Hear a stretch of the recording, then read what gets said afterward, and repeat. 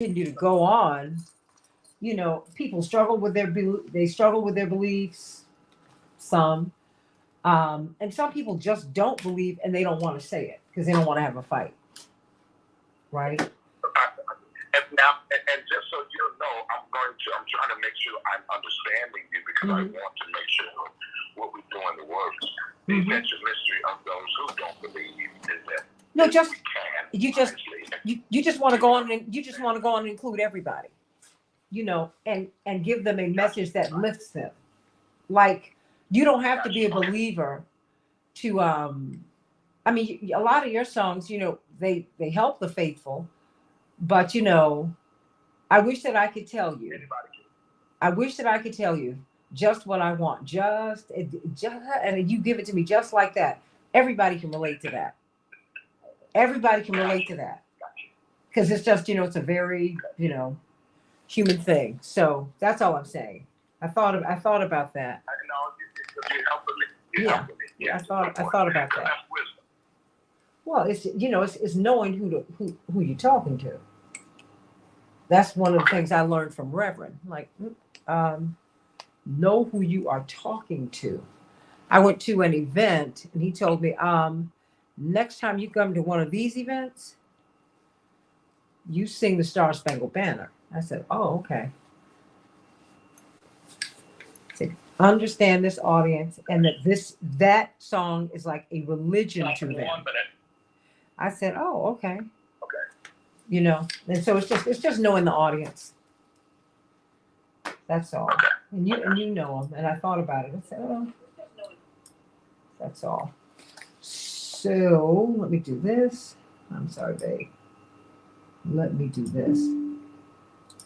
Okay. So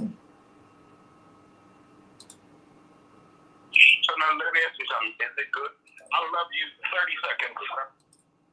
Is that good? We can talk about it more later on. Do what you were going to do. Just remember that.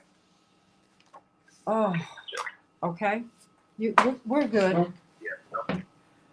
Hey, everybody. Ooh.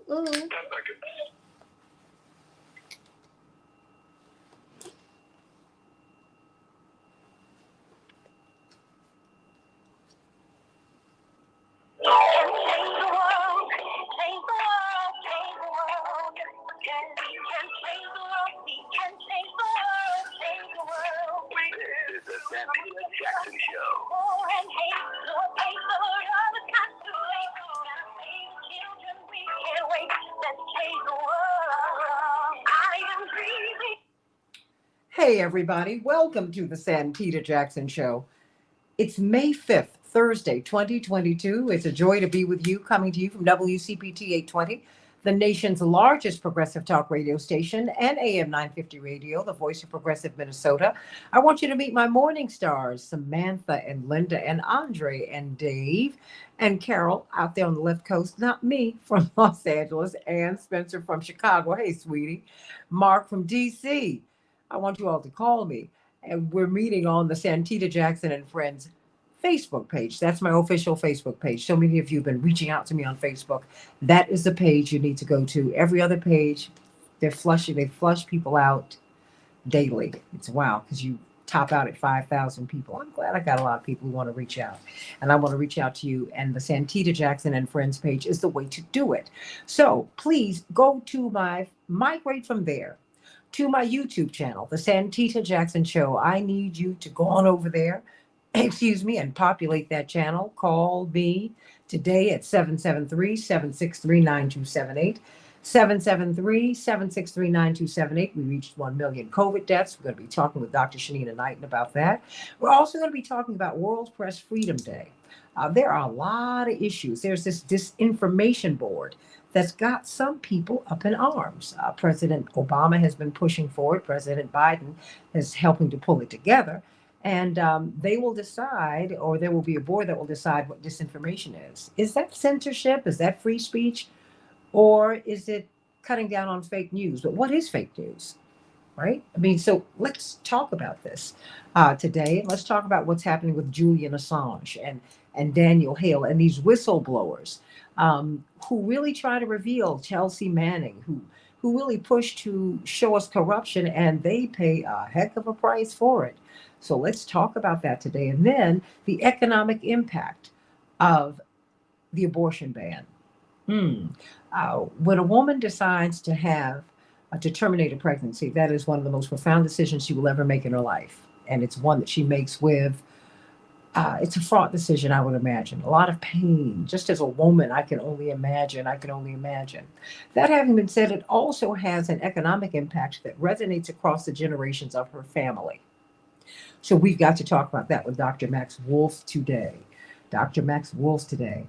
And I want to hear from you. Call me at 773-763-9278. Hey, Angel and Joyce, 773 from Kenosha, 773-763-9278. 773-763-9278. Hey, Joyce. Hey, Linear Bob from Silicon Valley. Sending you all much love. Everybody who's watching today, please like and share this show with at least one person. Would you do that? 773-763-9278. And everybody, Joyce, Linear Bob, and Angel, and Ann, and Mark, and everybody, just take the time right now. Like and share. Like and share. Tell somebody about the show. All right, everybody, let's get to some of these headlines. In Chicago, it's going to be rainy today. 52 degrees will be our high. Minneapolis, St. Paul, it's going to be a little warmer up there. 62 degrees. And cloudy. Good for you. The Dow closed up, 932 points yesterday. The NASDAQ closed up 401 points, and the S&P 500 closed up 124 points. Talk about volatility. And we are in the midst of the NHL and the NBA playoff season. In the NBA, Phoenix is leading their series 2-0. The Suns had their way with the Mavericks last night, 129-109. Miami is leading their series 2-0. He did the same thing with the 76ers. The Heat 119, the 76ers 103. And the Grizzlies, well, they're tied in their series with the Warriors. The Grizzlies 106, the Warriors 101. What about the NHL? Well, all of these series are tied. Unbelievable. The Oilers and the Kings are tied. The Oilers 6. They shut out the Kings last night. The Wild, hey, up there in Minneapolis, they're tied in their series with the Blues. Wild 6, the Blues 2. And then the Lightning, well, 5-3 over the Maple Leafs. They're all tied in their series. And the Crosstown series here in Chicago, oh, it's always so exciting when the Cubs and the White Sox play. Well, the White Sox were triumphant yesterday, 4-3 over the Cubs. And the Orioles, well, they won over the Twins, 9-4. As I said at the top of the broadcast, we passed a rather grim mark yesterday. Didn't think that we'd ever see this 1 million COVID deaths in the United States of America. How did we get here, everybody? And how can we prevent more infections? Let's talk about that. Most Americans have a dismal view of the economy, everybody. The pessimism is continuing to rise. 8 in 10 say the government isn't doing enough to combat inflation. Only 23% rate economic conditions as even somewhat good, down from 37% in December. And President Biden's approval rating is at 41%. What can he do to move things up? What can be done, everybody? Because some people are saying that he's reaching the point of no return. I don't believe in hopelessness, but it is a really, really tough position in which he finds himself. The heavy blood battles are now unfolding in Ukraine at the steel plant in Mariupol. Ukrainian commander said Russian forces have reached the perimeter and there was nonstop shelling and assault overnight. Despite efforts to evacuate citizens trapped in the sprawling complex, hundreds remain, including about 30 children, everybody. That is from CNN. Interest rates, pointing to the economy. The Federal Reserve is raising interest rates by 0.5 percentage point to get a handle on the worst inflation America has seen in 40 years. It's the first time in 22 years that the central bank has hiked rates this much. Clinics in states likely to maintain access to abortion procedures are preparing for a potential influx of out-of-state patients following the report of a leaked draft of the Supreme Court majority opinion that would overturn Roe v. Wade. One clinic is preparing to receive more than 14,000 persons, everybody. Think about that. The United States has reclassified WNBA superstar Brittany Griner as wrongfully detained by Russia. That is coming from the U.S. government. What will that mean? The welfare and safety of U.S. citizens abroad is among the highest priorities, the government says, of the U.S. government. The U.S. Department of State has determined that the Russian Federation has wrongfully detained U.S. citizen Brittany Griner. Wonder how all of this is going to go. How will that impact negotiations to get her free? She has her hearing before in the Russian courts May 19th. In the meantime, she was receiving her full salary from the WNBA, and the WNBA throughout the league will be honoring her with a WNBA Florida Cal. Let's hope that they will begin to treat these athletes fairly and stop having games in the middle of the day, like 11:30 in the middle of the day, and start promoting the WNBA the way they promote the NBA and give these women the salaries that they deserve, commensurate with their skills, so they do not have to work a second season and go to Europe, Russia, and every place else. How about that? All right, everybody, we have got some good news coming from the pastor of Grace Central Church. We just love, love, love the Grammy Award winning, brilliant producer, songwriter, psalmist. Um, if you haven't heard him sing, if you haven't heard his songs, please don't pass away first. He is just doesn't get any better than Pastor Darius Brooks. Yeah, it's that Darius Brooks, everybody. We love you, Pastor Darius Brooks. What is our good news today? Good morning, Santita. I love the good news to me. The good news is the one who's strong in their beliefs and what they really believe, and they honor it. I often share with Grace Central, honor what you believe, and you have to believe something, someone, have someone or something to believe in. You cannot do this alone, which is what this message is today. Amen. Proverbs 29:19-21 says, a servant will not be corrected by mere words, but though he understands, he will not respond. There is more hope for a fool than for a person, basically, who guesses. And if I had to use my thought today, I share with everyone that has transformed my life and blessed me for real, take the guessing out. Take the guessing out. We are prone to make bad decisions when we decide quickly than to take the time and be sure of what one is doing or where they are going or what they are doing and why they're doing it. Because most decisions that are made, you'll find, doesn't just affect us, it affects others as well. Some in positive ways, some in negative ways, and people often with their thoughts, and then when they make decisions, you have to be careful in taking other people's thoughts into consideration.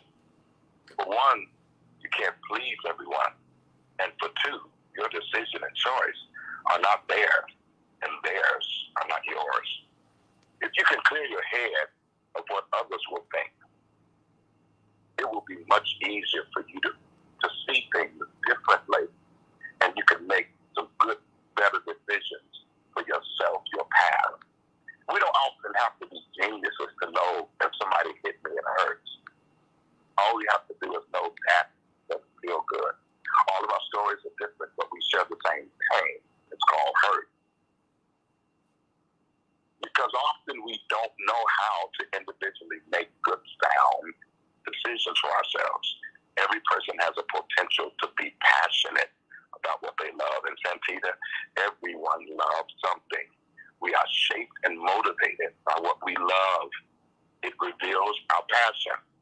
And being sound-minded makes what we love, Santita, watch this, the choice, not a result.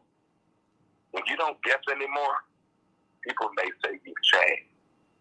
But to you, you'll become a mature and a better you. Take the guessing out. Amen to that. Amen to that. We all need something that we all need something that we are sure of. And that is true. Because you can be sure of a lot of things.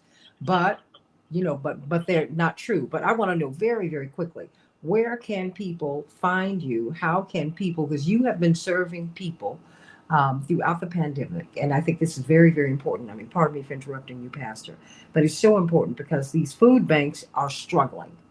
And people, it was not lost on me over the past few weeks when you've said you don't know who's showing up at my church.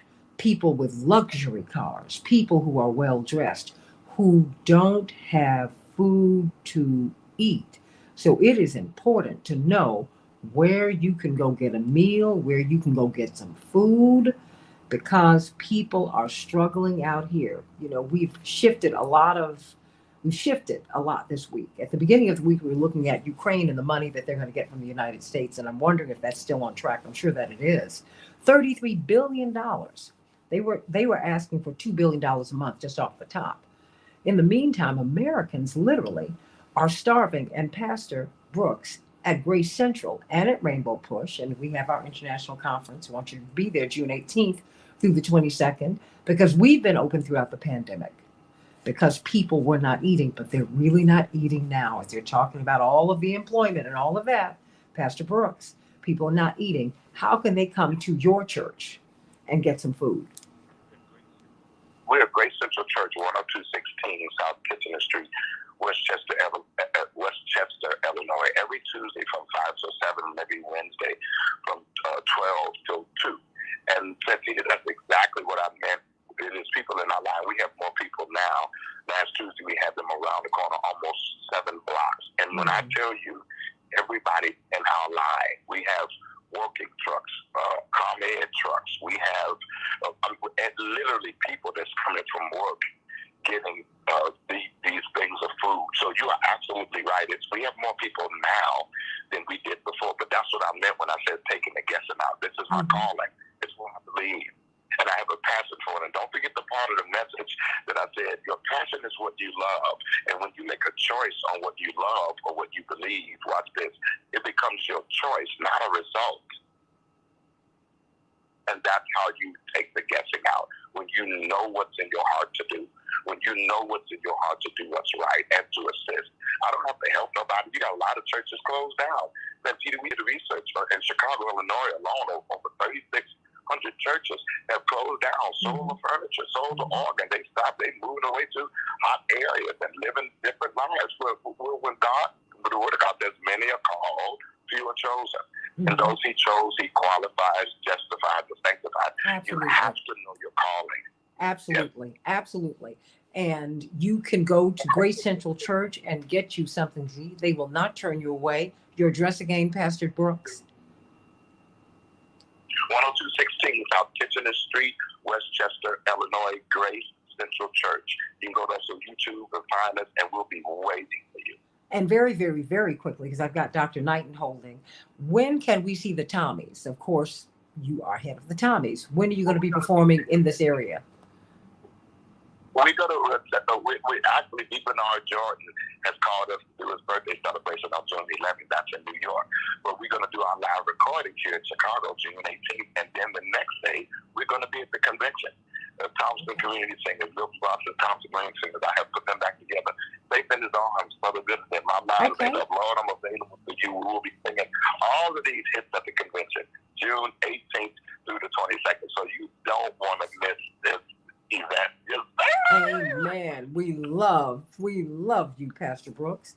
We love you for all that you are, and for all that you do. I love you.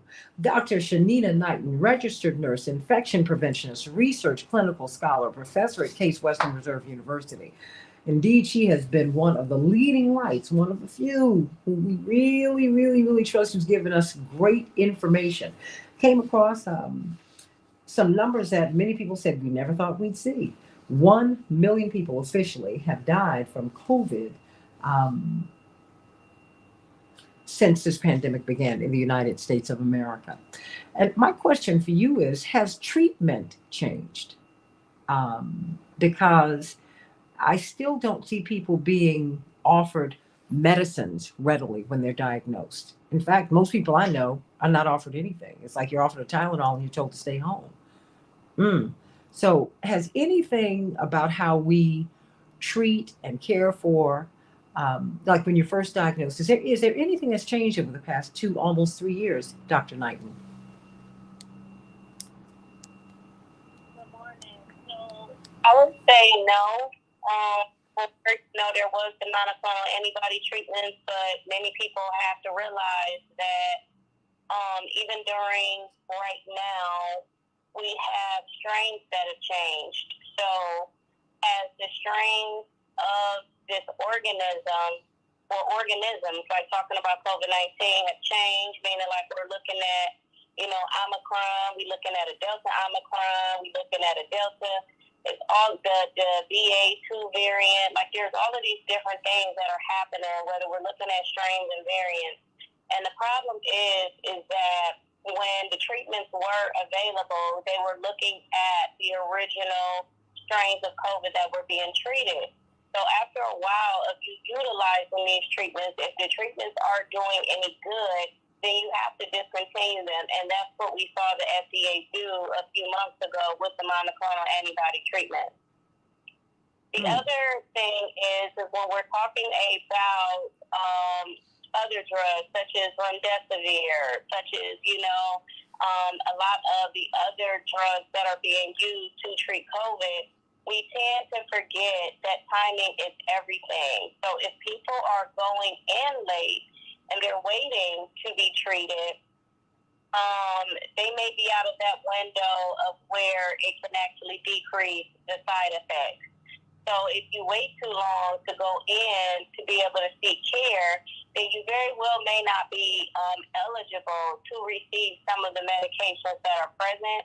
So timing is everything. And unfortunately, we know access, which was an issue before COVID, continues to be an issue now. We know that the lack of resources is also an issue with us now having a rollback of resources, meaning that funding has been cut.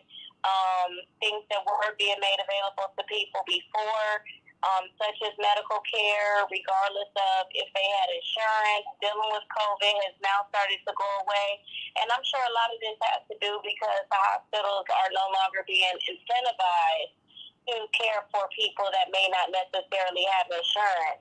And I'm not saying that that's not ethical. I'm just stating it for what it is. And so when we look at these factors and how they play into the treatment regimen that is given, the access that people may or may not have, as well as people also trying to treat themselves, is different. Like we're dealing with a lot of different layers here. Also the fact that even though still we had initially the symptoms of COVID, we know that the symptoms of COVID look different for every person. And so because someone may have, like, let's say, severe fatigue, and that may be their only symptom, but then they all of a sudden get short of breath, but they're not really thinking that that is going to be that crucial moment of when they need to go in and seek care. A lot of times by the time they seek care, then it's too late. Mm-hmm. And so I often tell people, if you don't have a primary care provider, then to make sure you have a connection to some sort of provider. So that way, if something feels off, you have someone that you trust that you can call and say, this is what I've been experiencing, and it's not feeling okay, or things are feeling weird. Because sometimes you may need validation that you need to go in and seek care. And a lot of us will talk ourselves out of the experience that we're actually having, thinking that it's going to get better, and sometimes thinking that we're tripping, quote unquote, meaning that we're thinking that, like, oh no, I'm not really experiencing that, maybe just in my mind, and we end up waiting too late. So it's important to have somebody that you trust, that you can call and say, you know what, I've been having this weird eye twitching going on, and it's been going on for 3 days now, and I don't want to downplay it, but what should I do? And notice somebody's going to tell you to go in and check on yourself, because some of us, for whatever reason, it always seems like we need someone else to validate when it is that we need care, opposed to us going in and seeking it for ourselves. And so those are some of the things, that we absolutely have to think about. So there's so many factors that go into why we are at that 1 million mark. There's a lot of factors in regards to why it is certain treatments may or may not be working as well anymore. And timing is one of them. Also, to understanding the evolution of bugs is another. meaning that, yes, what we had 2 years ago to be able to treat it is not necessarily where we're at today. And that's even what I've been saying, even in regards to the vaccines. You know, the vaccines, yes, they'll provide some level of protection, but we're working on the same formula that we had March of 2020, and we're now at May 5th of 2022. And so it's like, yeah, it's working, but it may not be working as well, which means that some of those symptoms that people would not have been subjected to with us being on the earlier strains may not necessarily be something that they're safe from now, even though they still may not have as severe symptoms with receiving the COVID-19 shot. And so I just, constantly bring it up to people is, yes, we have to understand that we are experiencing science on a live stage, because as these bugs change, that also means that you have scientists that are trying to advance the science with understanding what are the best treatment options that are out there. Okay. And so this is why often I do recommend people to just ensure that they're, taking care of their body. You know what? And next week, I want us to talk more about that, because, it's just, if you take all of this medicine and your baseline health is off, you're not really helping yourself, everybody. Dr. Shanina Knighton at Hey Dr. Nina. Her latest post on IG and on social media will have you cracking up. She is cracking on people who are eating and keep putting their hands on the steering wheel. Oh boy, you remind me of my grandmother Gertrude. She was, I'm not going to say a germaphobe, but she was very germ focused. I said, oh my gosh. But I gotta.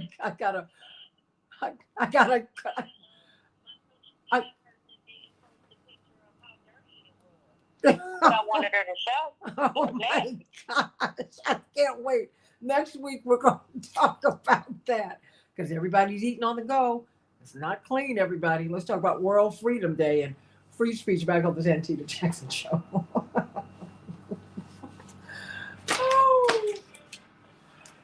Oh.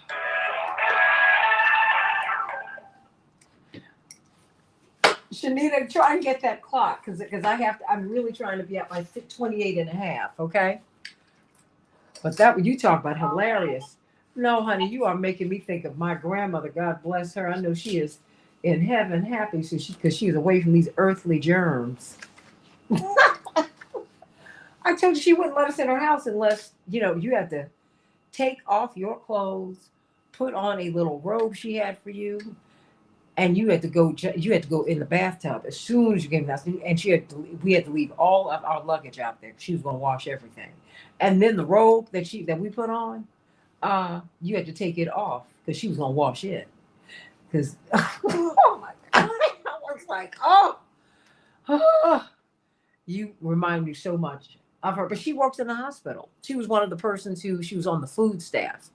Everybody, so the people who would come and serve you your food when you are in the hospital. That was what my grandmother did. But she had a real hunger for knowledge. She's the one who went back to get her GED after she sent all of her kids to college, and went and got her associate's degree from a junior college, and she got her undergraduate degree at 61. And then she got her master's at 65. She just always wanted to go to school. She was always curious, always learning. And right up until she died, she read about 4 or 5 newspapers a day. Just, yes, that's who she was. But she was also someone who was very concerned about germs, like Dr. Shanina Knighton. At Hey Dr. Nina. This post will crack you up. I said, wow. Whew. People want to shake your hands while you're eating. Okay, Mr. Gibbons is ready. If you want me to put that on. Absolutely. Is Dr. Knighton still there? Yep. Oh yeah, girl. Look, you have cracked me up. I just have to tell you, it's like time travel. You're taking me right back to my grandma. Unbelievable. Unbelievable. About it. But think about how many times you rush into your car or meeting with somebody, networking, you don't clean your hands, you get in there, touch the steering wheel like you driving, You touching stuff in your car, you touching the steering wheel, you touching your cell phone, you touching the steering wheel, and then you go through drive-thru and go grab some french fries and you sitting in your car and you eating. Oh my gosh. Okay. Thank you. Thank you. Thank you. Thank you very much. Thank you. Thank you. But you're right. You're right. I mean, but the picture of the guy, oh, it was just so hilarious. I said, this is what people are doing. And now that we've eased up, people are going to the drive-throughs and they are eating and touching. And see, now the thing is, we have a lot of asymptomatic COVID carriers who are spreading COVID. I'm not shaming and blaming. I'm just saying that uh, one of the effects of these vaccines is that you have a lot of people who are asymptomatic and it's just spreading, and everybody's body handles COVID differently depending upon the strain, depending upon where you are in terms of your health. We can move into a very unhealthy place, everybody. I just think we need to be mindful of that. Chip Gibbons, how you doing? I'm well. How about you? How are you this Thursday morning? I'm doing great. I'm talking with Dr. Shanina Knight, and she's on my show every day. She's an infection preventionist from Case Western Reserve University. She's a professor there. Thank you so much, sweetie. And she's also a registered nurse. And we've been talking about, she's been giving us a lot of helpful hints on how to stop the spread of COVID and other illnesses. And we're getting so far away from that as we're going back to so-called normal 10 seconds. in the pandemic. So stand by. Yeah. Oh, it's awful. It's awful. Awful. So let's stand by. World Press Freedom Day. A couple of days away.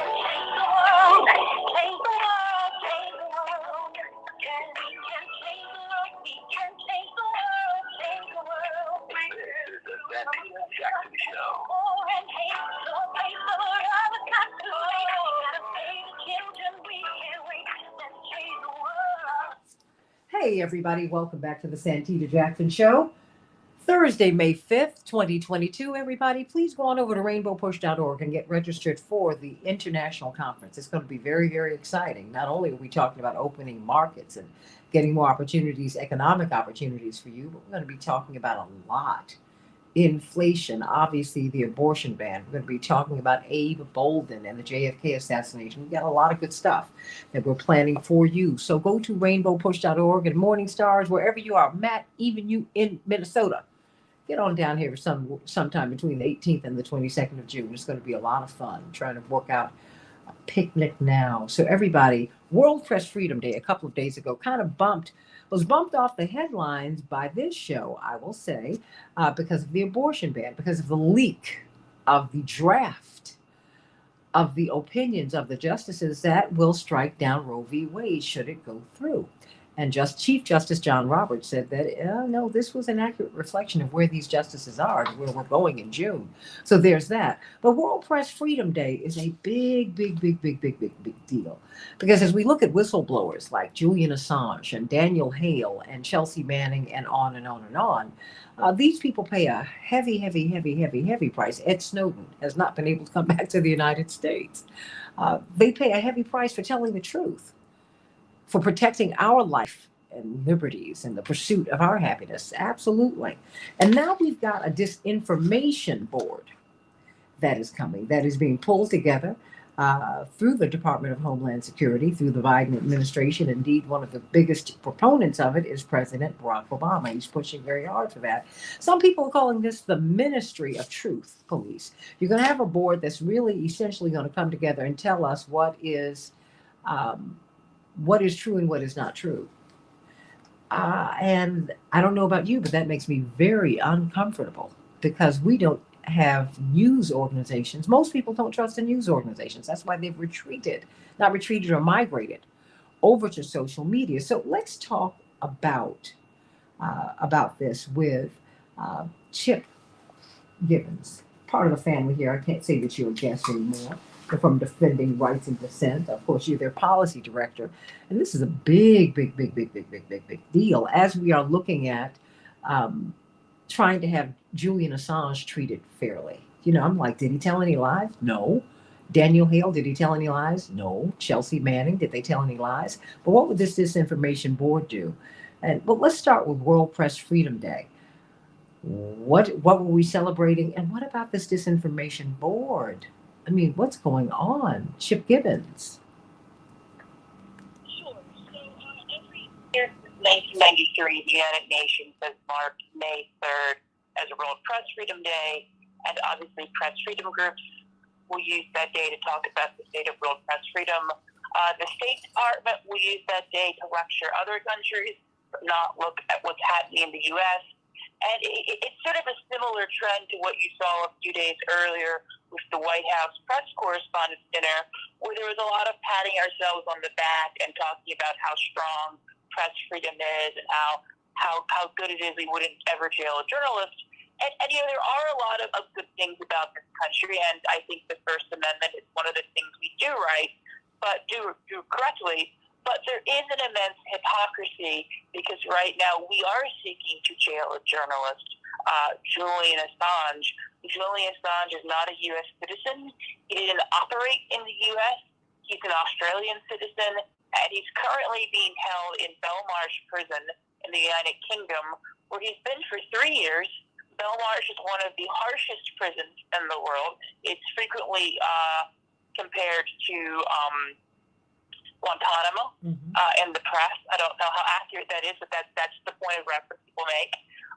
And Julian Assange, of course, has been a victim of what the UN Special Rapporteur on Torture has called psychological torture, as well as what the United Nations Working Group on Arbitrary Detention has called arbitrary detention, obviously. And what the U.S. is trying to do is they've brought an 18-count indictment against Julian Assange.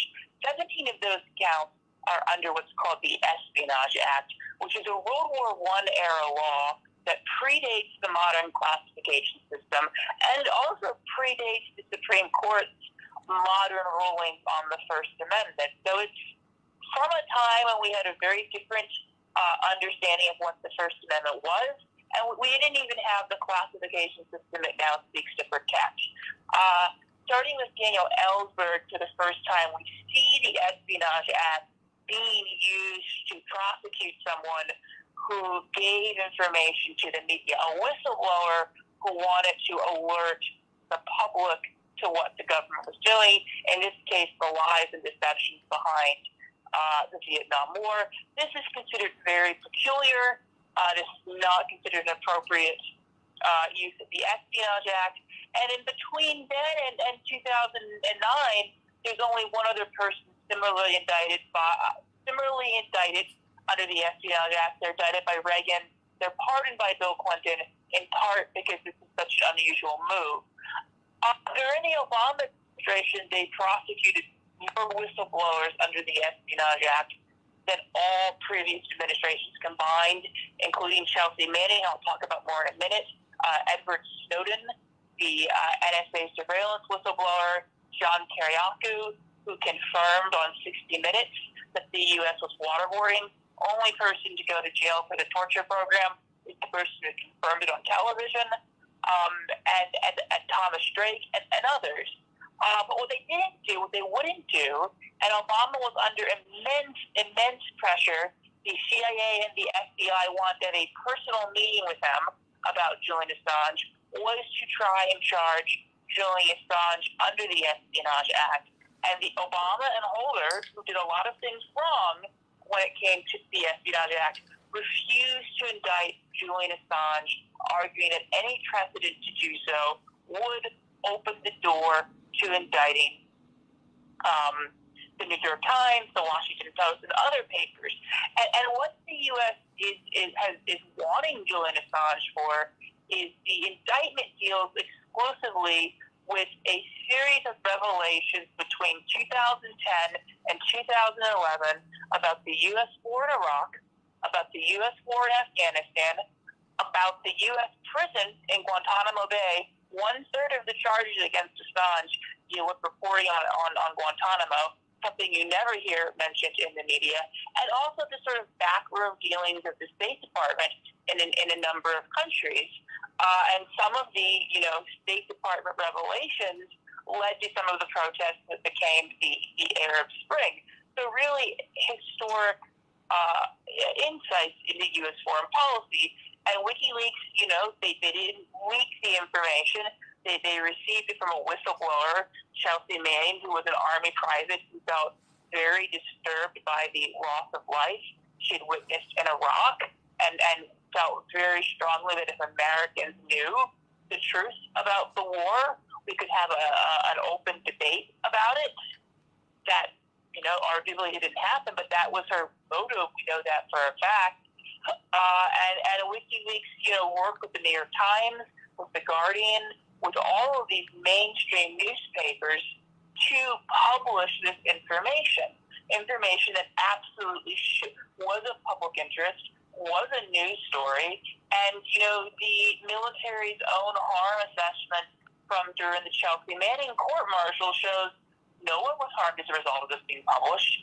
Most of this information was classified because it's embarrassing to the U.S., not because it's going to lead to actual harm. So it was a historic disclosure. They've worked with multiple mainstream media outlets. No one for the military's own harm assessment was killed because of this, and it was absolutely in the public interest, and it helped to inspire social change in parts of the world like the Arab Spring. And for this, they want to put Julian Assange in jail. You mentioned Julian Assange didn't tell any lies. Daniel Hale didn't tell any lies. Unfortunately, in our society, you get in more trouble if you tell the truth than if you tell lies, right? James Clapper, the former intelligence official, went before Congress and told them under oath that the NSA was not spying on Americans. Turns out he perjured himself. He faced no consequences. I believe he's a regular commentator on CNN or one of these other channels where he, weighs in on all the issues of the day. George W. Bush told us Iraq had weapons of mass destruction. He seems to be doing just fine for himself right now, but, we went after Snowden. We went after John Kiriakou. We went after Chelsea Manning. We're now going after Julian Assange. It's really worth remarking on the intensity of the intelligence community's vendetta against Assange. Sometime around 2010, the DOD first refers the matter to the FBI because DOD is investigating Chelsea Manning, who is an active duty military member, but they can't investigate civilians. And it begins this elongated investigation. At one point, the FBI accesses the Gmail accounts, not just of Julian Assange and Chelsea Manning, but a member of the Icelandic parliament, which you probably hear very little about on the U.S.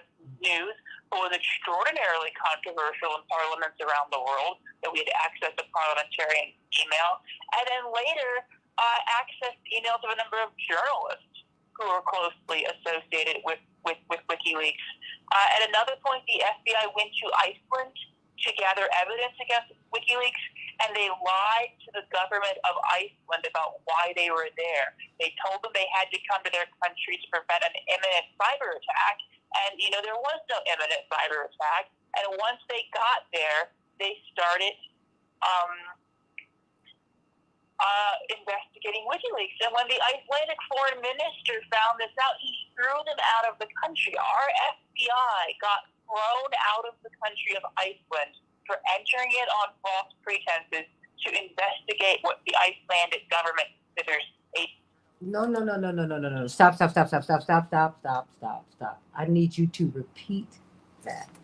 Because they're at the top of the police chain in the United States. And I think that you need to repeat what happened. This just happened, relatively speaking, everybody. Chip Gibbons, everybody, defending rights and dissent. What happened with the FBI in Iceland? Sure. This was about 10 years ago when they This was about 10 years ago. The government of Iceland. Okay. Am I breaking up? Oh, yeah, no. I was just repeating so everybody could hear. This was about 10 years ago? About 10 years ago, they went to Iceland telling them they had to help them stop an imminent cyber attack. And in the reality, they were there to investigate WikiLeaks. When the Icelandic foreign minister discovered the real purpose of their visit, they expelled them from the country. Unbelievable. Unbelievable. I just Yeah, felt, no, you know, I mean, and that's because also in Rights and Dissent, you've written a piece that the FBI, they don't even follow their own rules. no, they don't. They don't follow their rules. They don't follow the rules of this country, and they lie to foreign governments. But it wasn't just the FBI. The NSA sought permission to declare WikiLeaks a malicious foreign actor, which would have opened up various dirty tricks they could have used against them. The CIA did have declared WikiLeaks a non-state hostile intelligence agency, and then began this really shocking campaign against Julian Assange, where they discussed but didn't agree upon killing him and assassinating him, and discussed all kinds of plans to kidnap him out of the embassy. And at one point, they were concerned that he would try to leave the embassy, and in their minds, they thought perhaps the Russians would try to get him out of the country, and they discussed and made plans for the event of that to have a shootout on the streets of London with a Russian embassy car if he was to try to leave London in a Russian embassy car. It's an act of war to fire on another embassy or its personnel or its protected vehicles, and that they went even further and discussed that somehow if they got Julian to the airport and put him on a plane, they'd have snipers shoot out the tires of the plane on the runway.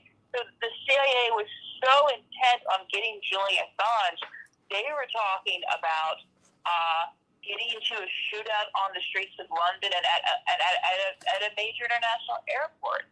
And, they were discussing kidnapping him at a time when they had no charges against him. And then eventually we did get this horrible indictment that has these 18 counts, 17 of which are under the Espionage Act, one of which are under the Computer Fraud and Abuse Act.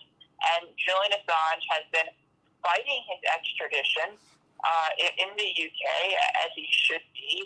And we're at a point where about a year and a half ago, a lower court judge in the United Kingdom rejected his press freedom argument, but found he would be subjected to mistreatment in a U.S. prison that would constitute cruelty and oppression, given his very precarious health and mental state these days.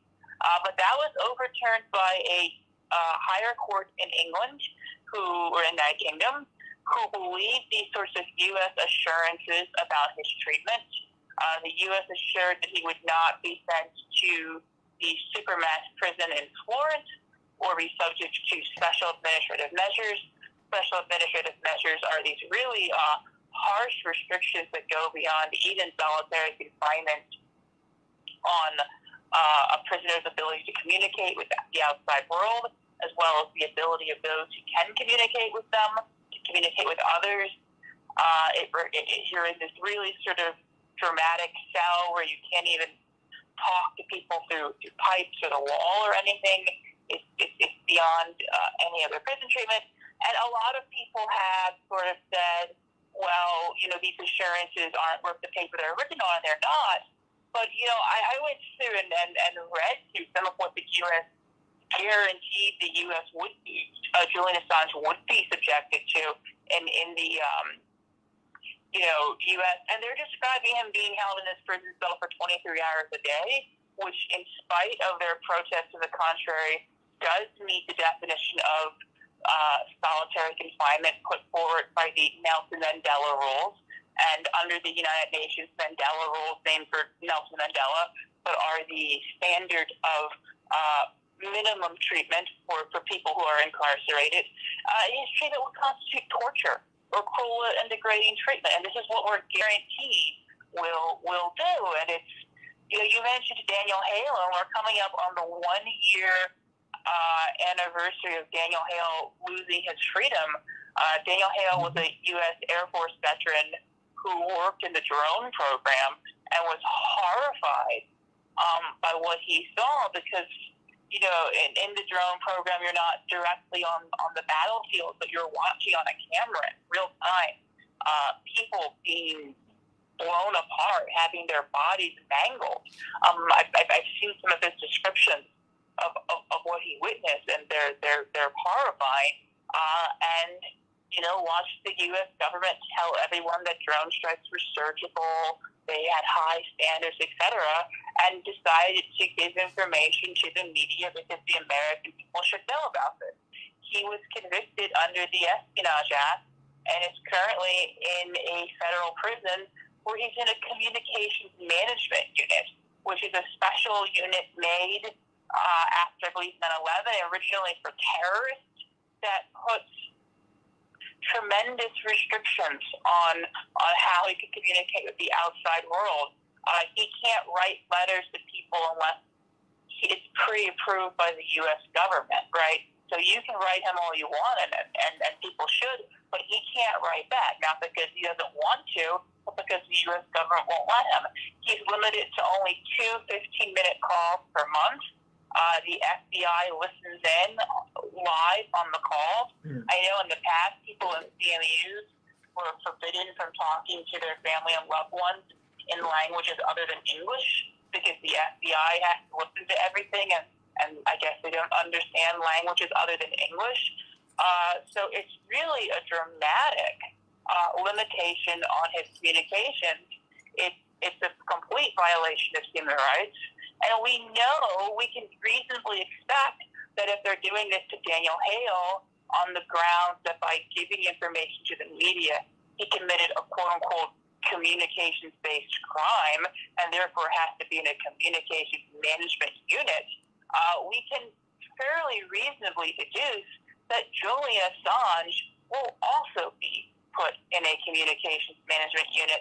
And it's worth pointing out that while this is all going on in the UK, in Spain, there's a criminal probe into a private company called UC Global that was hired to do security at the Ecuadorian embassy, and that Assange was there, and that the employees of allege that turned into a spying apparatus on the embassy for the CIA, that they were spying on people who were visiting Julian Assange. They took the SIM cards out of journalists' phones. They attempted to steal the diaper of one of Julian Assange's children in order for DNA tests on it. They, per the former UC Global employees, seriously considered at the behest of the CIA poisoning Julian Assange. They spied on his meetings with his attorney. They listened to him in real time and shared this information with the U.S. intelligence community. And this is a criminal probe that's going on in Spain that you almost never hear about in English language media. It's a big story in Spain. I've seen one Yahoo News article on it, but I've seen very, very little in the U.S. about it. I don't read or speak Spanish, so it's hard for me to follow the story, and as it is for most Americans. Or many Americans, I shouldn't say most. Well, what, I would say this, Chip, because we're coming up on the break, and I want you to, as we expand and talk about the disinformation board. I mean, many of us, Matt Sowell was just asking about Julian Assange and his responsibility in giving us Trump. And it's very interesting because it's the same media that have vilified him who are shaping the narrative of him. I'm like, no, corporate America gave you Trump, okay? They gave him a television show. They made him a household name. They kept him in the public consciousness for more than 40 years. They've been asking President Trump if he was going to run for president since the 80s. Look at the Oprah Winfrey Show, when he was a local developer in New York City. So don't put that on Julian Assange. I've got 1 minute. I remember coming home in 2007 in high school, and every day for a week, the breaking news story was Donald Trump's opinion on this or that. But I will say this, none of the charges against Julian Assange have anything to do was the 2016 election. Mm-hmm. Not a single one of them has to do with publishing the DNC emails. They are all pertaining to publishing information about U.S. war crimes from 2010 to 2011. Whatever you think of what happened in 2016, and I agree, we didn't give us Trump.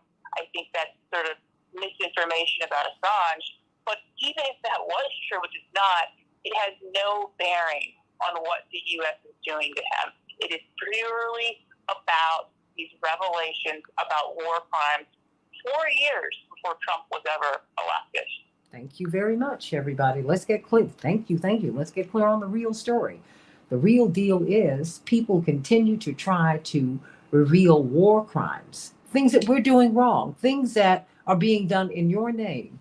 And if you knew what was going on, Chelsea Manning said, the American public would never tolerate this. When we found out what was really going on in Vietnam, we ended it. We said, no, not in my name. Don't do this. You're very welcome, Matt. And I want you to call me one day so I can hear your wonderful voice.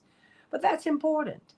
And, and Val wanted to know about Ketanji Brown Jackson and people saying that her aides leaked the draft. She's not even on the Supreme Court yet. So I don't know who came up with that. She's not there yet.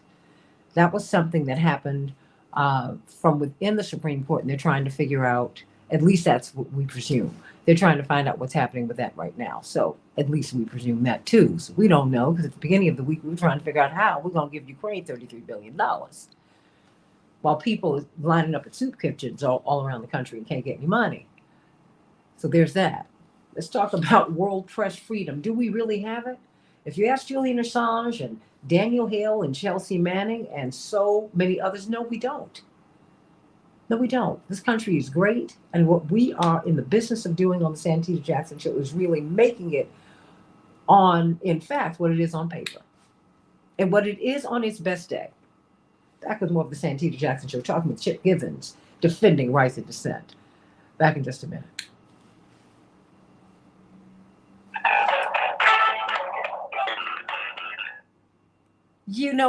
Matt, there is a lot of bad information out there.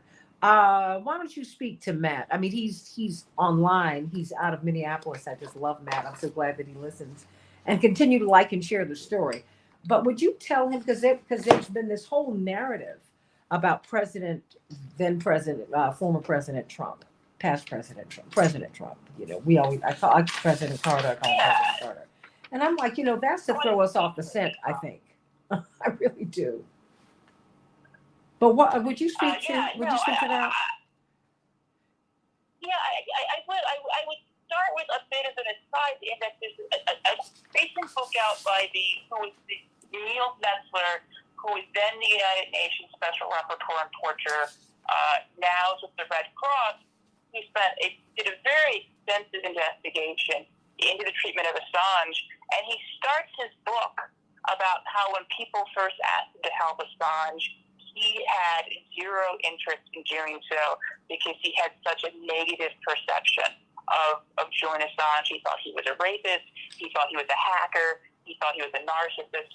All of these very different things. And he starts his book out pretty plainly saying, I had this, and this image of Julian Assange, but because he is a UN Special Rapporteur on torture, in spite of his resistance, he had to go and investigate the claims that Assange had been tortured, and his initial reaction was, this is ridiculous.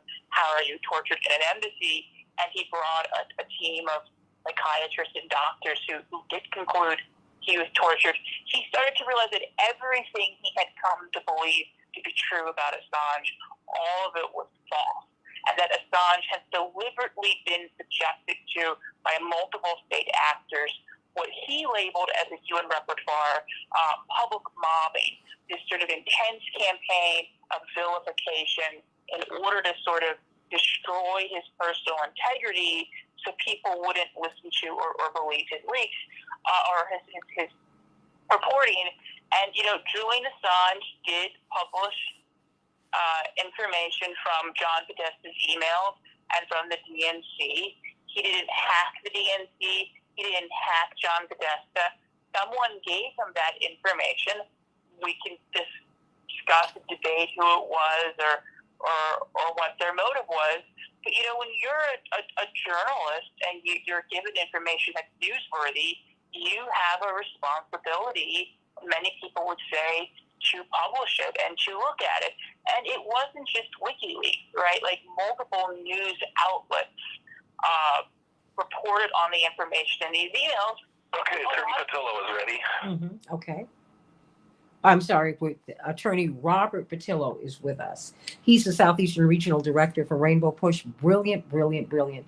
And he also has a tremendous radio show. He's a civil rights attorney, and he has a tremendous radio show on WAOK, which is the iconic Black Talk radio station in Atlanta. And I'm sure one day he will want to have you on, Chip Gibbons, from Defending Rights and Dissent, if you haven't been on there already. But you know, I think it's important for us to remember that Dr. King was slandered in this way in real time, right?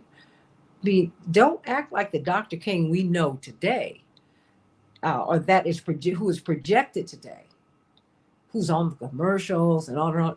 No. That was not the Dr. King who was tortured to death. He had a running migraine for the last year of his life. You had J. Edgar Hoover, the head of the FBI, who was trying to blackmail him out of the movement. They were threatening him daily. The only time one of his marches devolved into violence, it turns out the young Black man who did it, who was a former Morehouse student, he had ties to the CIA. That's why it's important to tell these stories, everybody. Oh. And I must admit, I'm very close to this. You know, I admit. Okay, Mr. McKee is also on the line and ready. Yeah, I admit I'm very close to it. So, I mean, I admit that. I admit that. But I'm sorry, Chip, I've got about 30 seconds before we come up. Sure, I was just being in J. Edgar Hoover had the audacity to call Martin Luther King the most notorious liar in the country, when I think that title was more befitting in J. Edgar Hoover. Well, now we see anyone else probably. Now we see who he was. Now we see who he was, and how he was blackmailing everybody, presidents included. The president should have just said, "Yeah, I had a mistress.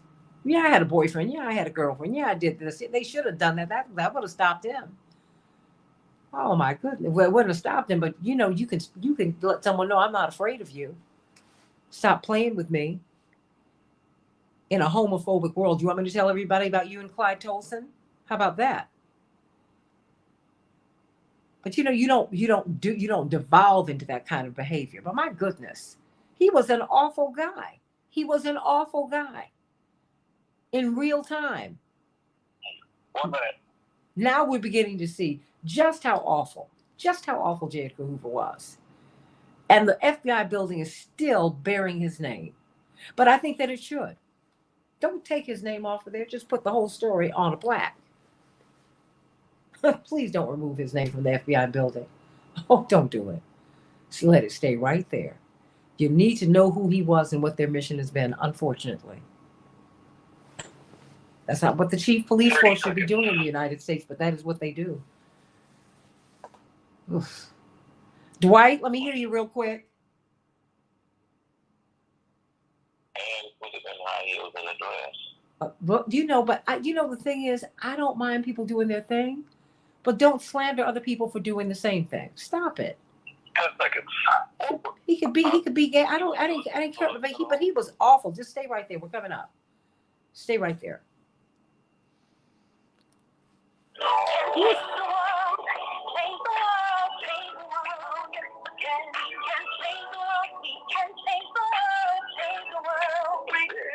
Santita Jackson Show.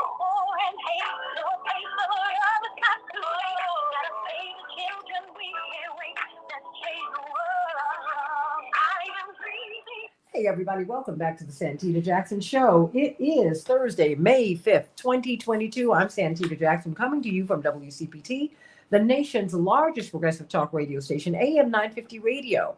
The voice of progressive Minnesota is my home. WCPT is based here in Chicago. Heartland Signal. Everybody join us on social media. And I want you to meet me on social media on my Facebook page. My Facebook page is Santita Jackson and Friends. Please don't go to the Santita Jackson page and ask me for my friendship because it's just going to kick you off because I'm at a limit there. So I want you to go to Santita Jackson and Friends. And please, if you're looking at the show today, please migrate on over to the Santita Jackson Show, my YouTube channel, and like and subscribe. And everybody who's watching today, Robert, everybody, uh, please be a part of my family and share, like and share the show. Let everybody, let one person, just one person know that we exist. Okay, everybody? We're talking about World Press Freedom Day. We've been talking about Julian Assange. We've been talking about Daniel Hale.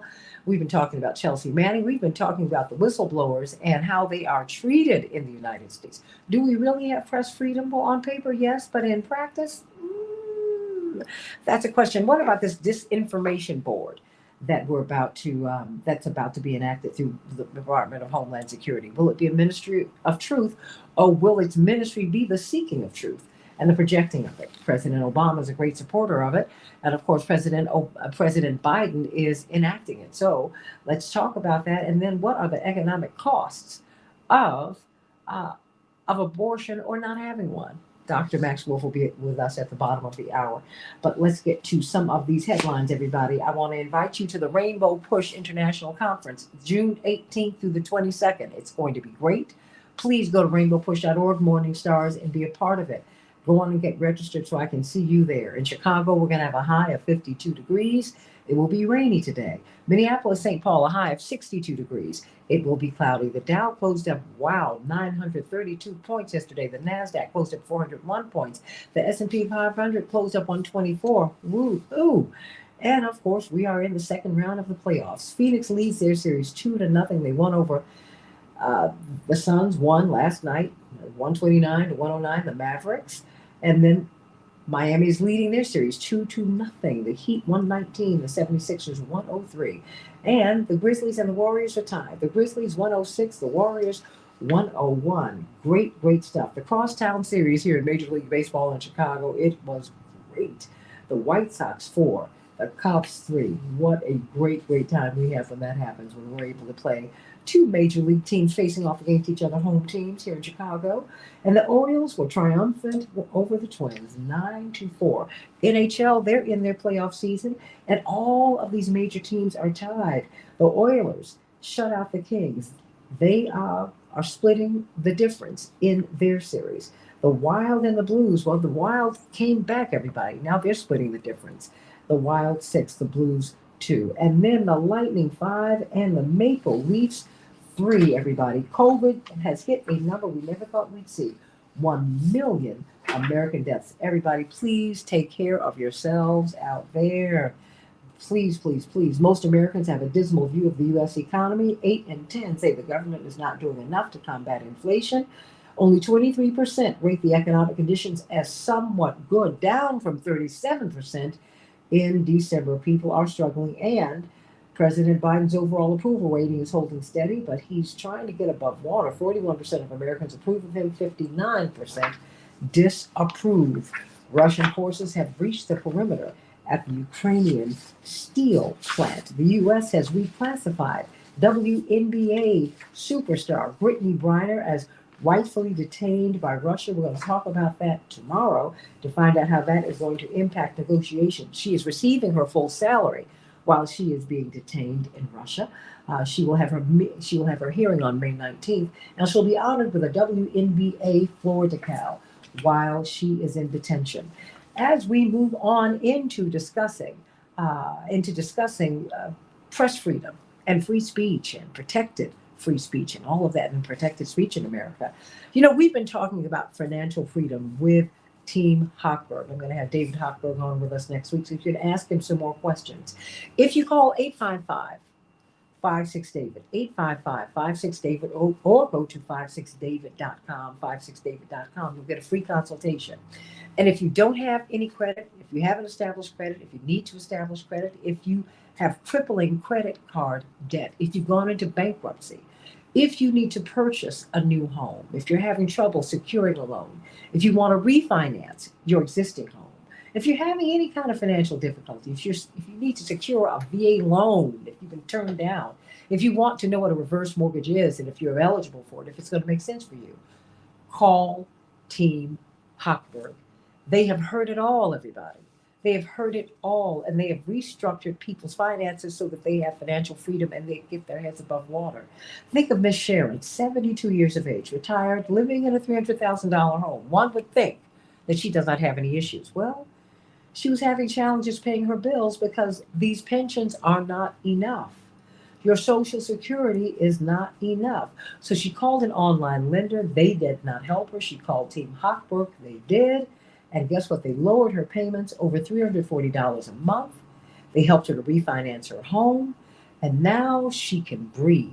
That could be you, everybody. That could be you. So call them at 855 56 David, 855 56 David, 56david.com. Don't be embarrassed. Go get the free consultation. They have heard it all and they want to guide you to financial freedom. So let's get with it, everybody, because you deserve that. You deserve some air. Joining Chip Gibbons, Policy Director for Defending Rights and Dissent. Boy, what a tremendous conversation we've been having with him. Is Dwight McKee, Dr. D, of course, noted social scientist, and Southeastern Regional Director for Rainbow Push, Attorney Robert Patillo. Of course, he's on WAOK every Sunday from 1 to 4 Eastern Standard Time. We've been talking about defending rights and dissent and the Julian Assange case. And of course, we've been talking about Chelsea Manning and Daniel Hale. All these people, we don't want you to forget them because they have gone to prison at Snowden. Can't even get back to the United States. Chip Gibbons, they have gone to prison or they've been exiled for telling the truth, for revealing to the American public the things that you want to know. When the American public found out what was happening in Vietnam, the American public ended the Vietnam War. Think about it. Think about it. I'm joining you, of course, Chip Gibbons. Is this esteemed panel? I want you to kind of talk to me about this disinformation board. And then I want Dwight McKee and of course, Robert Patillo to weigh in. What is this disinformation board? Tulsi Gabbard and others, quite frankly, are calling it a ministry of truth. It's sounding Orwellian. Or is it what President Obama said? I didn't really pay attention to fake news when I was president. I didn't take it as seriously as I should have. So now I think we need to pull together this board so that we can check people on social media. But I don't know about you, but it's giving me cause to pause, to have a board, people I don't know, who are not fact checking, but they're checking you on truth. Chip Gibbons. Yeah, the disinformation board is extremely disturbing, and one of the most disturbing aspects of it is we know so little about what it is. The only official involved with it we know is the director they've appointed, who has very strong feelings about Russia and Ukraine and Eastern Europe, and perhaps some people agree with her on them, but she's of the opinion that if you don't share her view on the situation in Ukraine, you're engaging in disinformation, which is very, very troubling. We don't know what its mandate is going to be or what powers it will have, but we do know, and this is a part of the story that I don't think I've seen anyone in the U.S. media mention. It's based within the Department of Homeland Security, but it's specifically based within the Department of Homeland Security's Center for Prevention Programs and Partnerships, what they call CP3. It's a very boring-sounding acronym. It doesn't sound that bad, but what it is it's the rebranding of the Countering Violent Extremism program. Once again, who wouldn't want to counter violent extremism? That sounds like a really great idea in theory, but the CVE program has been accused by civil liberties groups and civil rights groups, and especially Muslim American civil society, of being thought policing, of promoting Islamophobia. So this is a particular division within the Department of Homeland Security that already has a very questionable relationship with the First Amendment and a very questionable relationship with dissent. And we're now giving them the power to track disinformation. The whole countering violent extremism mindset is based off of this idea that we can prevent someone from becoming a violent extremist before they do and sort of intervene early in a law enforcement framework. So this sort of pre-crime preventative policing, but the types of things they look at, who's going to become a terrorist, have oftentimes been very Islamophobic, so expressions of religiosity and things like that, but also speech, right? Like, because they believe the first step to becoming a violent extremist is adopting political points of view the DHS doesn't like, criticism of the U.S. foreign policy, animal rights advocacy, anarchism. They're always big on anarchism, and things like that. So we've taken this disinformation board and we've put it in a body that clearly views political speech as a precursor to violence and a precursor to crime, and thus should be monitored. And that's very disturbing. And the one last thing I'll add, before because of the rest of the panel is, I was not a fan of Russia Today. They published a number of stories I didn't like. But about 10 years ago in D.C., they had billboards everywhere. They had 2 billboards. One showed George Bush on that aircraft carrier with the line "Mission Accomplished" behind him, and another showed Colin Powell before the United Nations holding up that vial of what was supposed to be chemical weapons. And they said, "Don't you think you should get a second opinion on the?" And they were brilliant billboards, right? And there is a lot of false information on the internet, and there is a lot of mistrust in the media, but a lot of that stems from our own government lying and our own media parroting those lies. And instead of reflecting on, how badly we got the story in Iraq, how badly we have on reporting on the powerful, we're just having this sort of moral hysteria, like, how dare you peasants go to the internet for your news instead of us, the anointed gatekeepers. And I'm not happy with the alternatives for getting, because a lot of them are bad. They always say, fight good speech with bad speech, and we seem to, with the internet, be in a situation where there's, bad speech in response to other bad speech. But I really think that people need to reflect on how we got to this situation and why people have no faith in the news media, as opposed to shut down and censor voices we don't like. Amen to that. Well, you know what? Before I get to you, Dwight, what do you think of this, Attorney Robert Patillo, this disinformation board? Where do you see this going? Well, I talked to Homeland Security this week about this, just because I was getting a lot of questions about it. And according to the DHS, who's implementing the program initially, the concept is that it will not affect American citizens. That particularly the current version, before it spans out to the Department of Justice, they're saying that the conceptualization is they want to stop things like coyotes from being able to disseminate information online that spreads, that tells people in Central America, the U.S. border is wide open. Come and enjoy. Joe Biden said, welcome you land. There's a bonus that you get when you come across. That's just the information that was disseminated online that was going out. They want to be able to stop drug traffickers from being able to communicate and disseminate misinformation, particularly in the immigration context. It's expounding outward from there. They want to be able to better counter disinformation prior to it being disseminated. Again, this is what I heard from Homeland Security, so they might want to jump on me. Communicating. I know how things are now. Whenever something is said out loud, you kill the messenger first. Oh, gosh. you the message. So also they want to ensure that, particularly what happened in the 2016 election, where you had Russian disinformation that benefited President Trump so greatly. The amount of COVID, for example, misinformation that was disseminated. Take horse medicine to cure yourself. Drink some bleach. Go take some malaria medicine. Those sorts of things.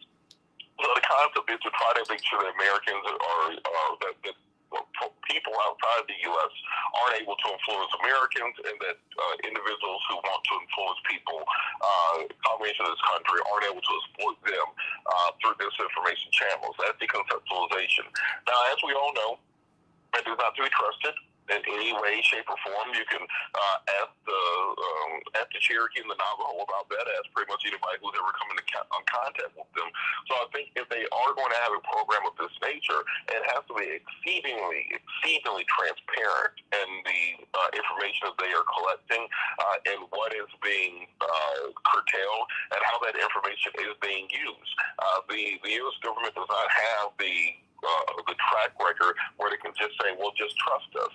You can go to WMD, you can go to the Tompkins Bay Resolution, you can go to the Zimmerman Note from World War I. We know that the government cannot be trusted. So I think what the American people have to do is find the proper balance between stopping disinformation, which has been costed to the system, but also stopping the government from using additional information to the detriment of our citizens. And that's the balance that our nation is very rarely been able to strike. Dwight McKee, this disinformation board, what does it sound like to you?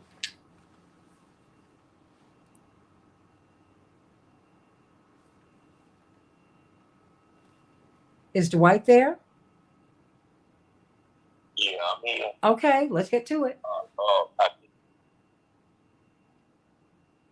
I don't think any government can be trusted, not just United States government. It's propaganda is kind of the food that governments feed the world with, and it's always propaganda in their self-interest. And so it's always suspect to me when the government wants to regulate information. I think it's highly, highly, highly dangerous. If they're going to set a board up like that, I think the first ones they need to investigate would be Radio Free Europe, who for 50 years has been propagating misinformation to the world about America and the values of America. I think that the real danger when you try to censor information is not the truth, it's who is being told on. And generally what happens is that whoever the truth is being told on wants to have how the truth is disseminated and who has the right to tell that truth. I think it's the ultimate danger to democracy. I think in democracy really is not people being able to tell your truth. It's people being able to tell their truth. And whether it's factual or non-factual, democracy is a right even to be wrong. And so once you start trying to decide who has the right to be wrong and who has the right to be right, that becomes the ultimate enemy of democracy. Because nobody has that single right to decide who should have, who's factual and who's not factual. That becomes really the first step to tyranny to me. I mean, I've got a couple of minutes left here, and Tim, we'll let you during the commercial break. What do you make of that? I mean, and I think, to fully disclose, I've known Dwight all of my life, and, we came through the civil rights movement, and where, my parents didn't just march with Dr. King. They worked for him. They were his staff members. So we've seen how the government can abuse its power toward a Martin Luther King. They did that specifically against him, and they did that with Kennedy. They did that with Malcolm X, Robert Kennedy, all these people. There's so much stuff that we're finding out now. I guess when it's safe enough for us to find out that we've been lied to, and people and our own government has abused its power. I mean, I want our government to be right, Chip. So this disinformation board makes me kind of go, I don't I don't know who you are. Who's going to decide what's true and what's not true? Who are you? And what did you say? And what are your political alliances and beliefs? 90 seconds, Chip. Where do we go from here? What should we do with this information? Yeah, I mean, I appreciate Robert bringing in DHS's perspective and description of it. I have no interest in killing the messenger, and I do think it is important to listen to how they describe it, because so far I think we haven't gotten a lot of information out of them. But I will say that since the early 2000s, we've had multiple experiments through the State Department in the form of anti-disinformation boards. All of them have gone horribly awry. The Trump administration had some sort of, Iran disinformation project that spent its time online attacking and harassing Iranian Americans who opposed a U.S. war with Iran and had to be shut down because they weren't supposed to be doing that.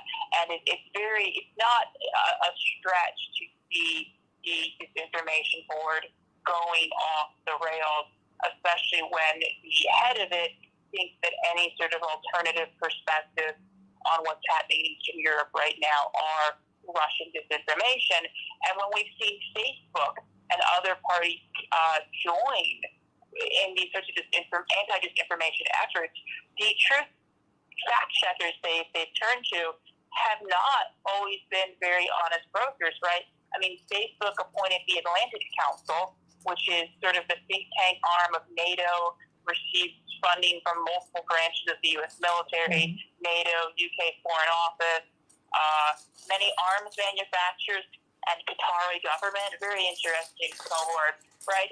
And that's not somebody I want fact-checking us.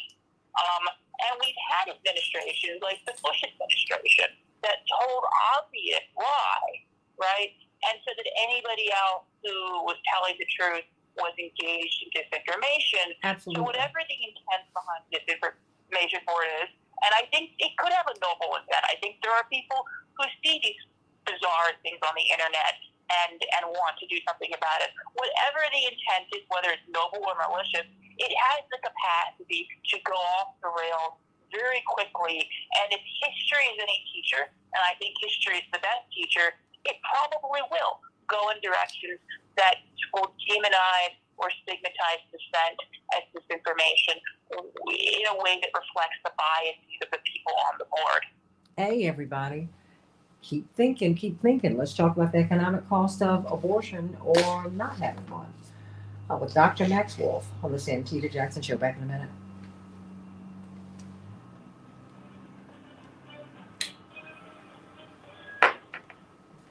Gentlemen, you are the best. You know what? I really want to bring you all back and have a longer conversation about this.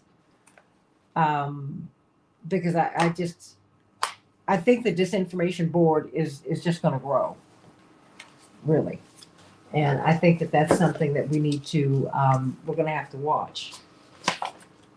We're going to have to. I don't know. No, I do know. I think that's what's going to happen. I think it's going to be a lot. So, are you all still there? I'm still here. Yeah. Okay. Well, I've got Dr. Wolf coming up. But, Really, you went all the way back to the Catholic Church, and tell us, and some scientists saying that the Earth is not the center of the universe, the sun is. They had a distance, but that's possible people who had a different point of view. You know, all the way to Ralph Nader, who wrote a book saying that cars weren't safer than his speed, and who would have gotten locked up had the government been a disinformation board. You know, he was proven true. I mean, there's a real danger to everybody from Galileo to Ralph Nader. I'm with you. I think it's very dangerous. I don't feel good about it. I don't care who's espousing it. I don't feel good about it. And the thing is, okay, if people release lies all the time. They lied on Dr. King. They never apologized for that. How about that? How about that? Dr. King was lied on. He kept a low grade migraine for the last year of his life. He was treated so horribly by our government. Okay, Mrs. Wells and Dr. Wolf are on the line and ready. Yeah. So I mean, I'm over it, and you ought to be over it too. You ought to be paying attention to what's going on. This is ridiculous because we decide to go after the wrong people. But let me hear you, Dr. Wolf. I want to make sure that we've got the mic right. How are you, Dr. Wolf? I think the fault does not lie with the equipment. I am here. I can't say it'll go well, but I can tell you it will probably not be the equipment. It does. You've got your fan. You've got your fan here with you, Dwight McKee and Robert Patillo. No. No, singular there. and of course Chaparral Wells. Dan is the singular. No, Dan, no. Okay. That's me being grammatically incorrect. Dwight, you want to say hello to Dr. Wolf? Good morning, Dr. Wolf. Robert, you want to say hello to Dr. Wolf? Is Chip still there? He never wants to leave. He won't leave you. 1 minute. He won't leave. No one leaves when Dr. Wolf gets here. Chip, you there? I'm getting ready to go. I'm Chip, getting ready to head out. I need you to come back, okay? I will. I always come. I always come. No, when you ask me to. No, you do. When I see you in Washington, I'm gonna give you a big hug. I'm gonna be there in a few weeks. Well, let me know when you're here, and we'll meet up. Oh, absolutely, absolutely. I will be there for about 3 or 4 days. I'm so looking forward to coming. I haven't been there since the pandemic. Wow, it's like you haven't been anywhere. Been to some of the darndest places. Oh man, stand by. All right, guys. 10 seconds. Thank you, Matt, for a great show. Everybody, give Matt some love today. He's the best. I love my Matt. This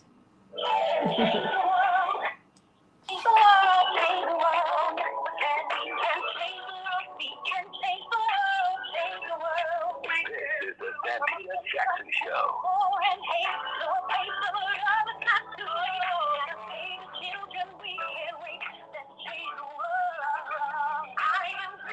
Let us change the world. It is changing as we speak, everybody. Let's talk about overturning Roe v. Wade and the impact that it could have, the financial impact it could have on women and families down through the generations.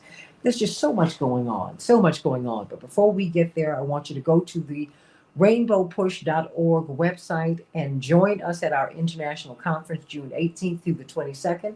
Robert Patillo, will you be coming to Chicago for that? I will indeed be in Chicago, so I do recommend everybody register. Go to rainbowpush.org. It's June 18th to the 22nd. We're going to have the full itinerary of panels and events up on the website, hopefully next week. And it's going to be outstanding to be back in person and seeing people again. You can do so much over Zoom. That's also great to be able to congregate in brotherhood in person. Absolutely. Go to rainbowpush.org. Hey, Morning Stars, I can't wait to see you there. We're going to be at the South Shore Cultural Center. So we'll be on the south side of Chicago, plenty of parking, huge venue, great food. It's going to be wonderful.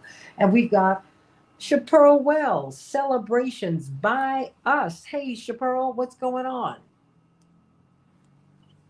Good morning, Santita, and thank you so much. At Celebrations by Us, we are currently gearing up for our prom, graduation, and wedding season. So right now, we're taking your orders for your balloon arches, as well as also your custom sweet tables and your hors d'oeuvre platters. So don't hesitate to give us a call at 708-526-4546. 708-526-4546.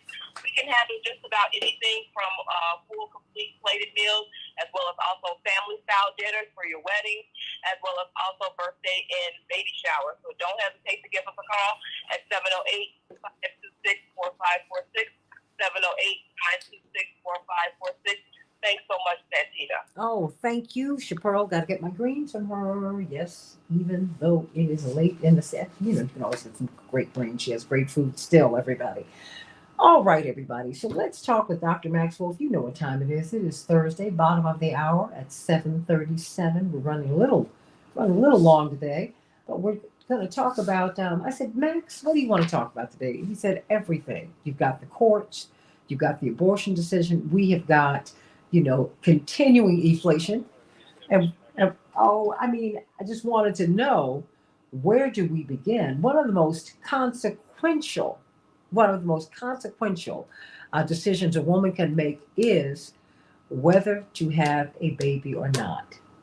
When she has a baby can completely impact her life. Now, there are some studies that show that a lot of these unwed teenage mothers, most of them go on to great success.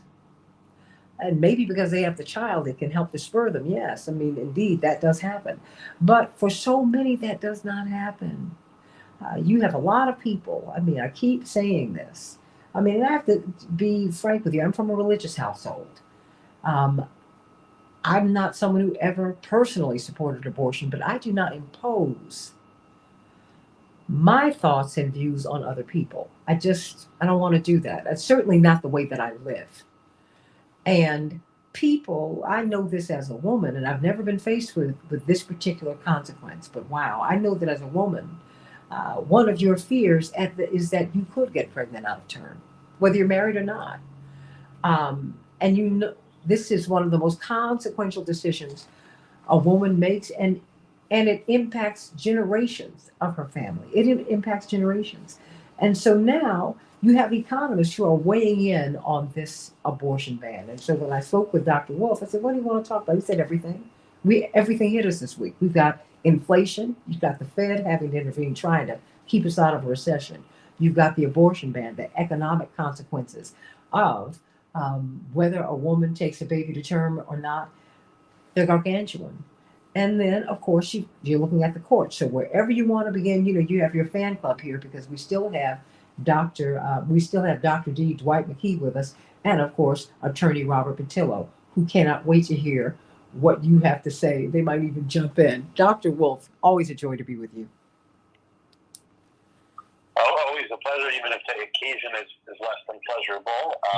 Topic-wise, which I think today would be, right? I think it's another area where the United States has tried to move historically backward and leave the community of nations moving into the future and take up company with the sort of least enlightened, least progressive nations on earth in another major social policy, which I think is always kind of disastrous on a number of levels. As you said, there's a lot of complexity when somebody decides what course to take when they're facing the prospect of having a child. And the way I would frame this is, we're a society that loves to talk about how much we hate pederasts right now and how much we love kids, but we don't punish pederasts and we don't do anything for kids. Mm-hmm. And so we're going to have this debate about a woman's reproductive rights as though it's about how much we love kids, which we don't, although we love saying it, right? Mm-hmm. So I just think it's a context dripping with bloody hypocrisies of all types, right?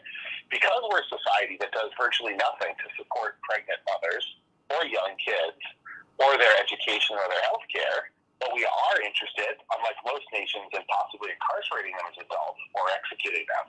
It is strange to have one side of this debate take the mantle culture of life. I find it somewhat strange. The other thing I'd say at the beginning, before I go into the economics, is I think we make a mistake on both sides of the abortion issue in thinking this is a debate about how people feel about the very personal and specific choices people make to terminate a pregnancy. That's actually not what we're talking about. We're talking about whether it should be illegal or unavailable to people. We're not talking about whether someone should make that decision.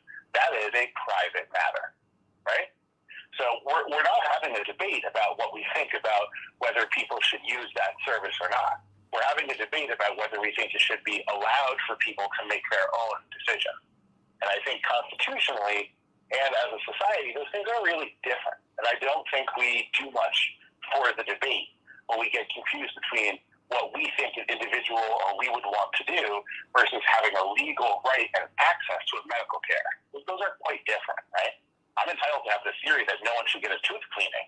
I am not entitled to restrict other people to follow me down the garden path to yellow teeth, right? So there's a pretty important difference there. I think the obscuring of that difference, all jokes notwithstanding, does no service to a debate on which very reasonably passions are intense and reasonably intense on all sides of the matter. Right? So I do think that's important.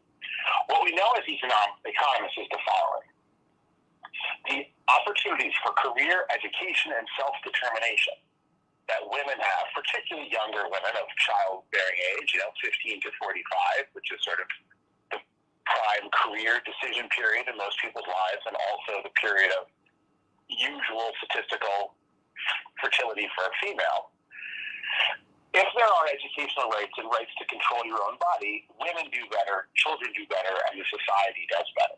When you abridge those rights, you take them away, you move them backward, particularly if they were once enjoyed, you start to have massive social problems.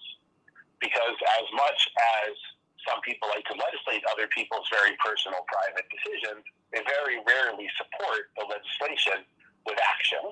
And so what happens is people are pushed to have children when they don't believe their life allows them to do so, and they're the only person responsible and the only person those children have to look to. So you're overruling the choice of a pregnant woman on behalf of a social belief, possibly rooted in religion, likely in violation of the separation of church and state.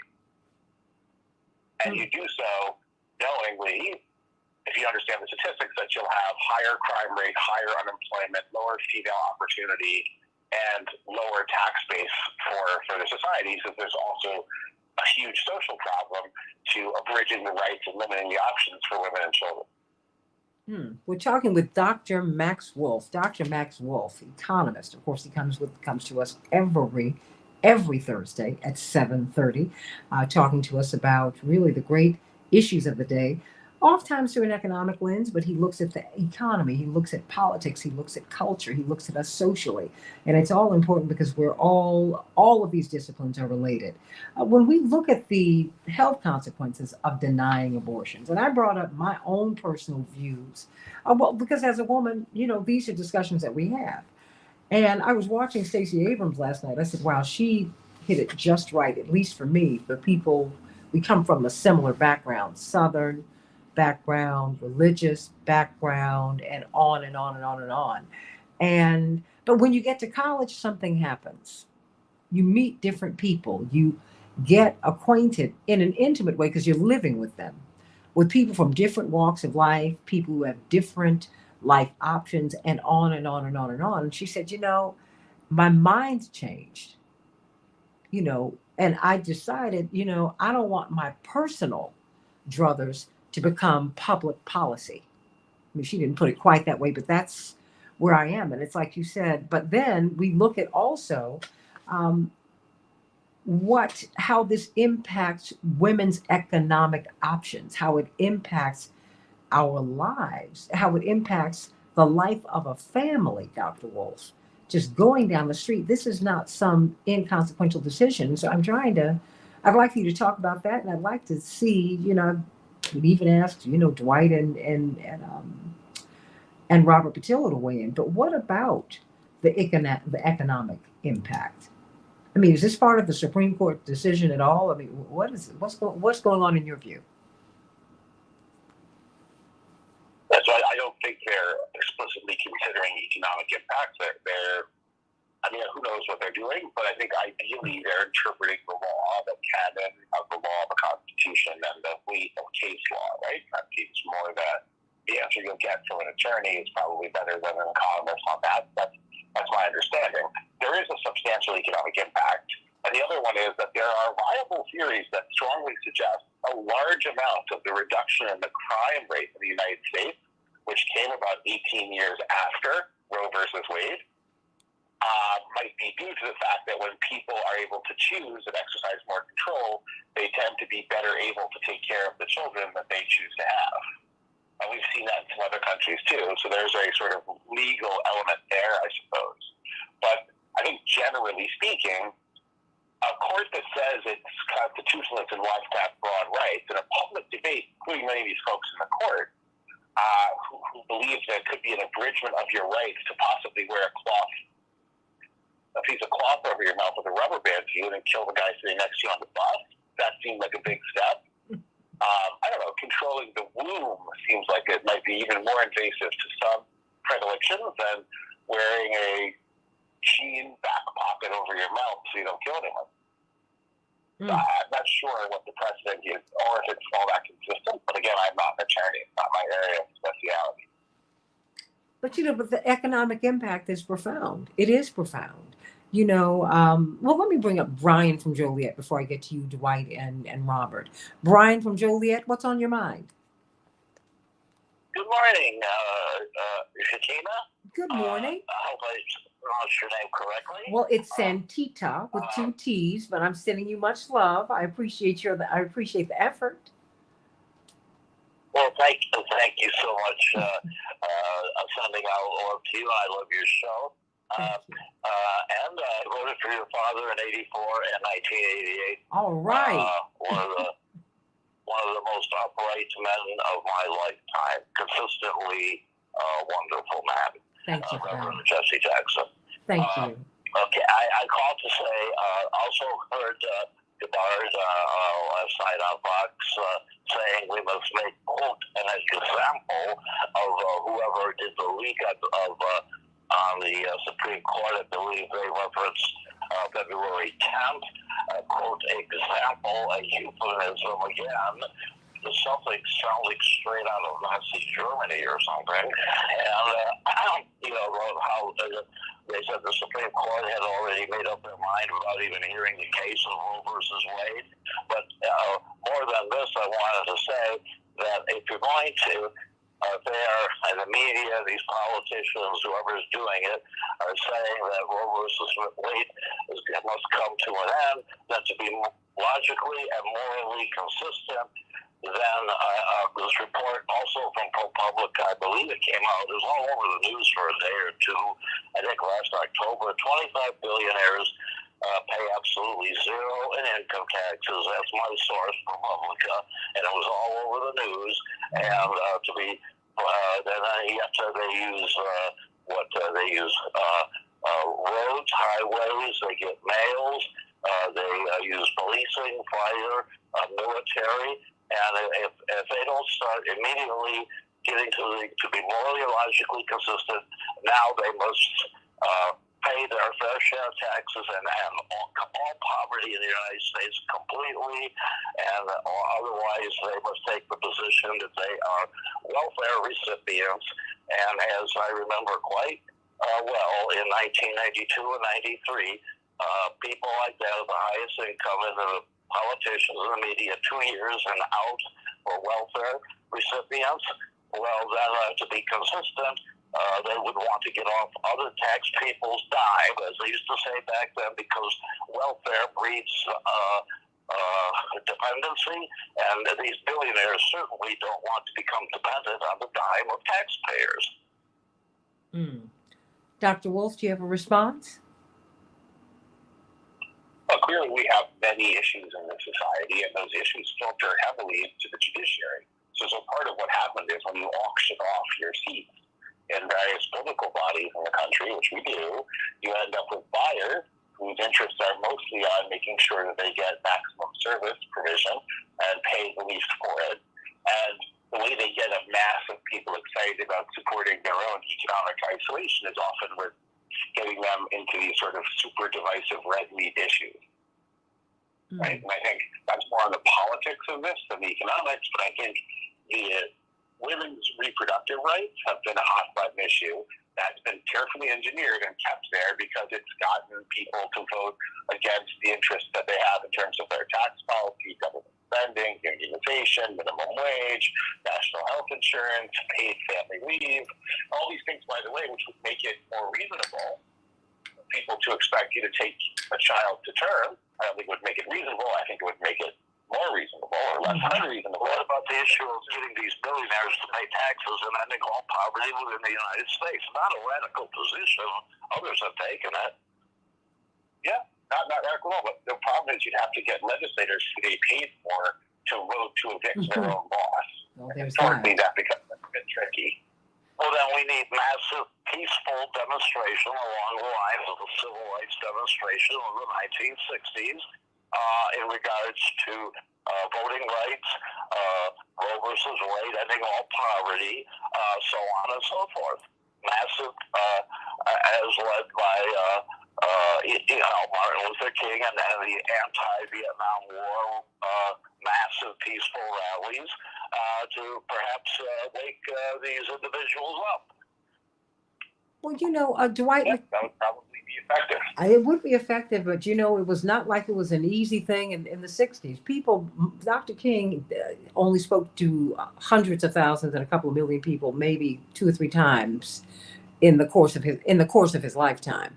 The fact is, when he died, he was probably the most unpopular man in America. We need to get real clear that these movements that spark real social change are typically unpopular in real time, but you still need to push for them anyway. I've got about a minute apiece for you, Dwight McKee, and for you, Robert Patillo. What is your response? Dwight, there's an economic impact. We just have a lot on the plate here with this abortion ban. It is ignited and excited. Your thoughts, Dwight McKee? Well, it's all based on a certain elitism. All of these premises based on a certain, the same premise of eugenics is that there are few people who have the moral superiority and the intellectual superiority to make the decisions for everybody. And their ethos and perception of the world is the only thing that counts, and everybody else has to conform their beliefs to this small segment of people. I was saying a little while ago that we've had a government misinformation component before. They call it the Inquisition. And for 500 years, the Catholic Church decided what was real and what was not real, who was right and who was not right. And if you didn't agree with them, they put you on a cross or they burned you in a fire or they drowned you because you didn't believe what they believed. There's a real danger to that position. Robert Patillo, your closing thought?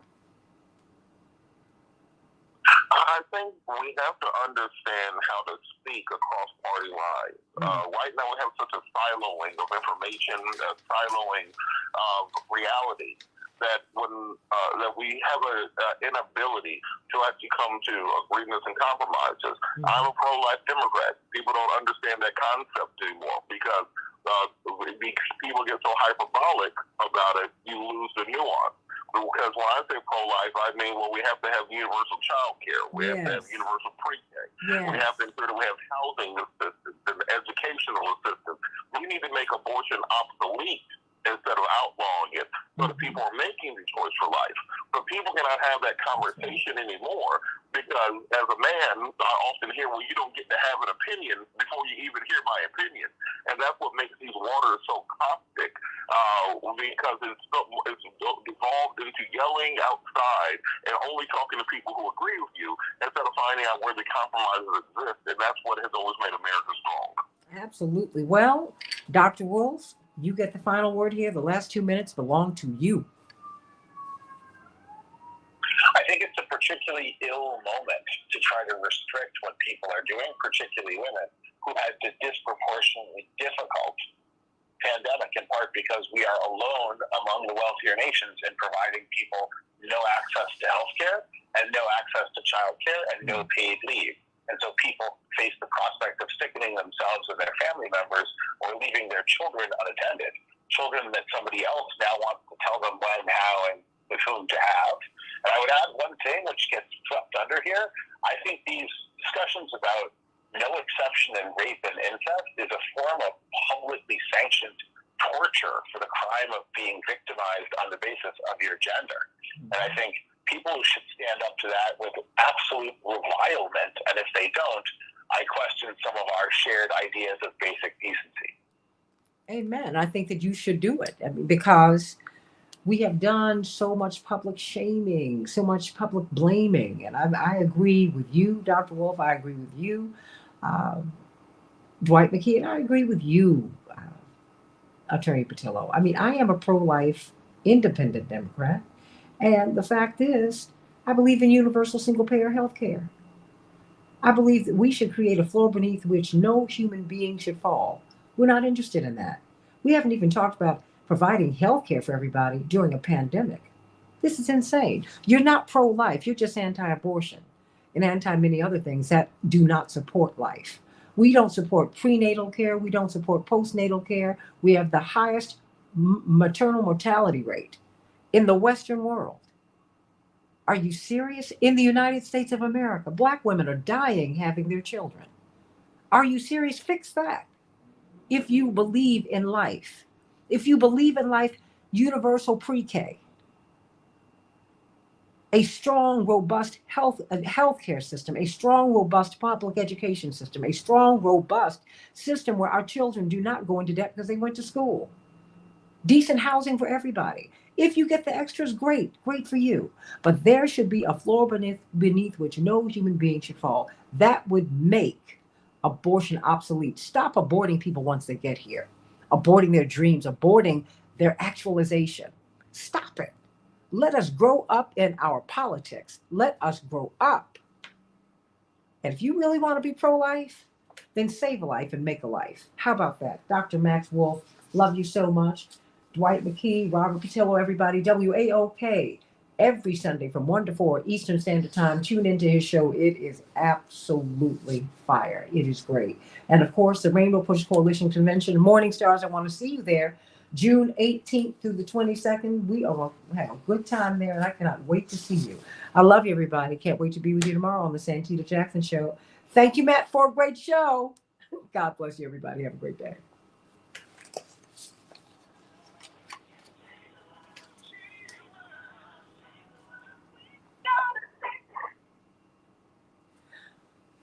My handsome gents, I am going to have to let you all go, but boy, oh boy, you all are great. And thank you for just, you all are just brilliant, really. And so thank you. I can't say it any other way. Everybody, thanks, Santita. I hope everyone's well. Oh, I love my Dr. Wolf.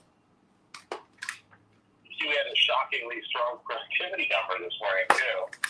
I think in my field, that's going to be the big news today. Well, So we had a 7.5% decline in first quarter 2022 U.S. labor productivity. so what does all of that mean?